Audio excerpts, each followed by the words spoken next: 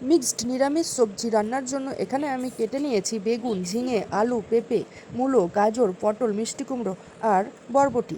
তারপর কড়াইয়ে তেল দিয়ে তেল গরম হলেই দিয়ে দিলাম বেগুন, হালকা লবণ দিয়ে ভেজে তুলে নিলাম। তারপর দিয়ে দিলাম বরবটি, প্রত্যেকটা সবজিতেই লবণ দিয়ে দিয়ে কিন্তু ভেজে নেব। দিয়ে দিলাম মিষ্টি কুমড়ো, তারপর দিয়ে দিলাম মূলো, গাজর, তারপর দিয়ে দিলাম পেঁপে।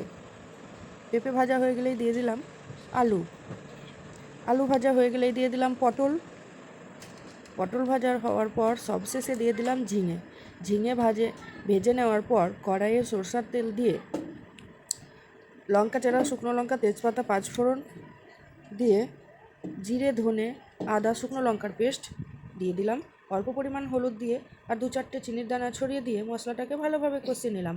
মশলা মোটামুটি কষানোর পর ভেজে রাখা সবজিগুলো দিয়ে দিলাম। আবারও সবজিগুলো দিয়ে মশলাটাকে ভালোভাবে কষিয়ে নিচ্ছি। সবজির কালারগুলো কিন্তু খুব সুন্দর লাগছে দেখতে। মশলাটা কষানোর পর অল্প পরিমাণ জল দিয়ে দিলাম। কিছুক্ষণের জন্য ঢাকনা দিয়ে ঢেকে রেখে পামটা কমিয়ে রেখে দিলাম। তারপর ঢাকনা তুলে দিলাম। দেখো সবজিগুলো সেদ্ধ হয়ে এসছে। এইভাবে নেড়ে চেড়ে জলটা শুকিয়ে নিলাম। তারপর রেডি হয়ে গেল মিক্সড নিরামিষ সবজি।